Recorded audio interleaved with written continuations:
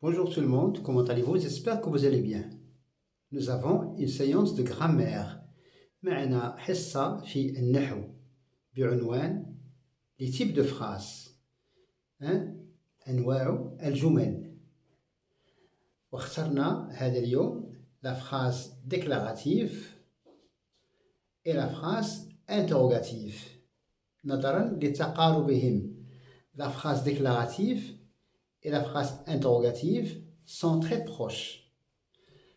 Avant, on appelait la phrase déclarative la phrase informative. قديما كنا نسمي la phrase déclarative جملة إخبارية. La phrase déclarative كتعريف elle déclare, elle informe, elle donne une information. Elle donne une information. Cette information peut être nouvelle. هذا الخبر ممكن أن يكون جديدا أو قديما. Alors la phrase déclarative au niveau de la ponctuation commence par une lettre majuscule, par une lettre majuscule, et se termine par un point. D'accord? Et souvent, il contient au niveau de la grammaire un sujet, un verbe, un complément. Que ce soit un complément d'objet direct ou un complément d'objet indirect ou bien un complément circonstanciel.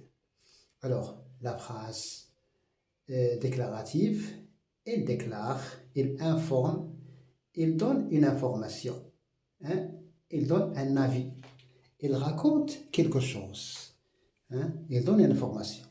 Comme le cas, le match commence à 20h. المقابلة تبدأ مع 8:00 مساء. D'accord? Nous avons ici 20h à la préposition. Donc nous avons ici l'intonation, elle est réglée. Il n'y a pas ni intonation montante ni intonation descendante. La voix est sur le même niveau. لا نغير نبرة الصوت عند الجملة الإخبارية. On va voir ce qui se passe quand on transforme cette phrase en phrase interrogative. Alors la phrase interrogative, quant à elle, elle pose une question, il donne une question, il interroge. Et la phrase interrogative commence elle aussi par une majuscule et se termine par un point interrogatif ou bien par une interrogation. Un point interrogatif ou bien une interrogation, c'est la même chose.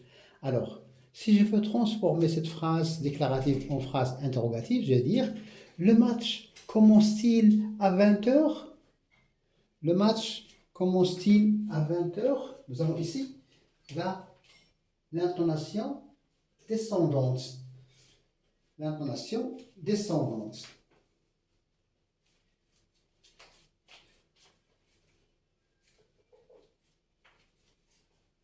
Deuxième phrase. Le soleil se couche tôt l'hiver. Alors nous avons la première lettre majuscule, le soleil. Le soleil se couche tôt l'hiver. Nous avons mis un point. C'est une phrase informative ou bien déclarative. الشمس تغرب باكرا في الشتاء. D'accord? Alors, l'adjectif de hiver, c'est hivernal. Il y a l'automne, il y a l'hiver, il y a le printemps, il y a l'été. Alors, nous avons ici une information qui peut être nouvelle pour certains et déjà acquise pour d'autres. Alors, si je transforme cette phrase en phrase interrogative, je vais dire le soleil se couche-t-il tôt l'hiver? Alors, voyons l'intonation descendante. La voix descend à la fin. Le soleil se couche-t-il tôt l'hiver? Nous avons ici une question. Troisième phrase. Tu vas chercher du pain. Le verbe aller au présent. Tu vas chercher du pain. Chercher à l'infinitif parce qu'il y a un verbe avant. Tu vas chercher du pain. Tu vas chercher du pain. C'est comme si on pose la question. C'est pas on pose la question. On veut savoir si la personne, tu vas chercher du pain. Tu vas chercher du pain. Alors, ici, il n'y a pas d'ordre, parce que si je veux exprimer une phrase impérative, je vais dire va chercher du pain. Va chercher du pain. Mais ici, tu vas chercher du pain, ici c'est une phrase déclarative. À la phrase interrogative, vas-tu chercher du pain? On voit bien ici l'inversion du sujet. Le verbe se place avant le verbe se place avant le sujet, le pronom sujet. Alors, vas-tu chercher du pain? Ici, nous avons l'intonation descendante. Quatrième phrase. Il est fatigué. C'est une information. Huwa ta'ib. Il est fatigué. Ici, nous avons un attribut. Il est fatigué. C'est un attribut. Adjectif, attribut. Il est fatigué. Alors, si je pose, nous avons une pointe, nous avons ici une lettre majuscule ou bien une majuscule, c'est-à-dire une grande lettre, et nous avons ici un point. C'est la marque de la phrase déclarative. Alors, si je veux transformer cette phrase en phrase interrogative, je vais dire est-il fatigué? Si je veux ajouter un adverbe, il est vraiment fatigué. Est-il vraiment fatigué? On a inversé le sujet. Le sujet se place après le verbe. Est-il fatigué? Alors, la réponse est, ce serait une phrase interrogative totale. La prochaine fois, on va étudier la phrase interrogative totale et la phrase interrogative partielle. Si on répond par oui, c'est une phrase totale. Est-il fatigué? Oui. Tu viens demain? Non, par exemple. Alors là, nous avons ici, est-il fatigué? Nous avons inversé le sujet. Le verbe se place avant. Et donc, nous avons ici une phrase interrogative. La phrase suivante, numéro 5, elle va bien. Si quelqu'un veut savoir des nouvelles sur quelqu'un, tu le dis, elle va bien. C'est comme si une réponse à cette phrase qui est à la phrase interrogative. Comment va-t-elle? Comment va-t-elle? Elle va bien. Alors, elle va bien, c'est une phrase déclarative, elle informe. Et là, nous avons une question. Comment va-t-elle? Elle va bien. Alors, comment? Pourquoi? Où? Ce sont des moyens qui nous aident à poser une question.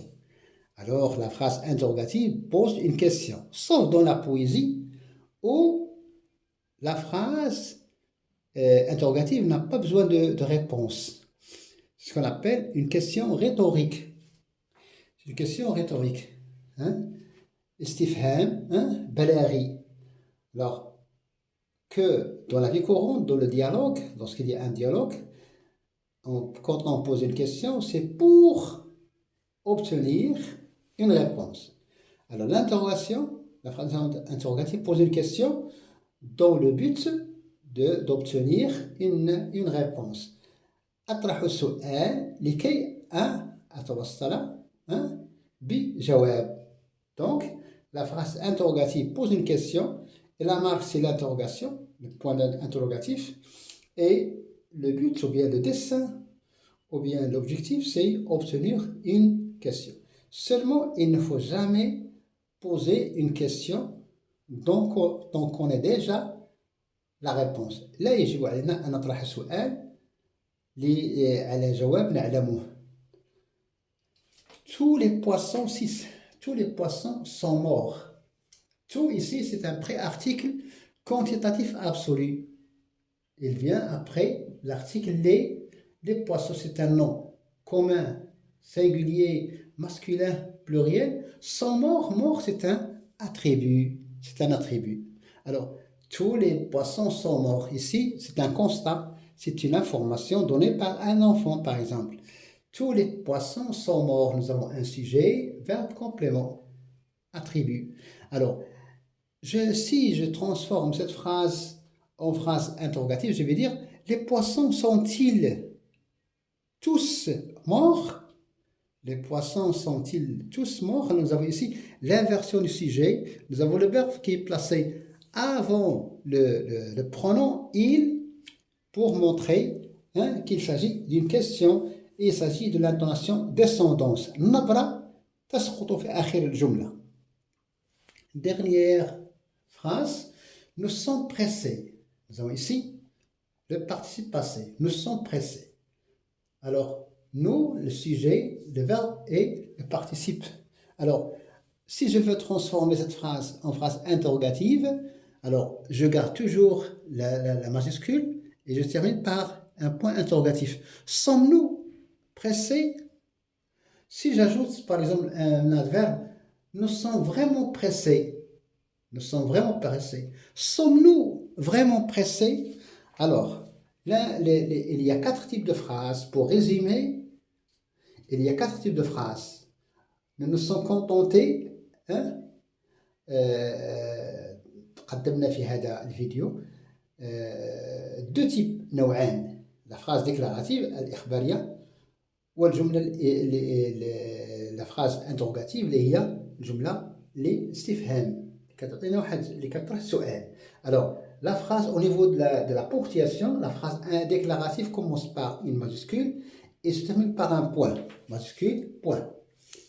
Et souvent, il y a la phrase simple, la phrase complexe. Dans la phrase déclarative, on donne une information, un avis, ra'i, on raconte quelque chose qui n'est pas censé connu que l'auditoire ou bien l'interlocuteur ne connaît pas. Souvent, on donne une information nouvelle. Dans la phrase interrogative, on commence par une majuscule et on se termine par un point interrogatif ou bien par une interrogation dans le but d'obtenir une réponse. Souvent, il y a l'inversion du sujet-verbe. Merci et bonne chance. Salut. N'oubliez pas de laisser un like. Merci.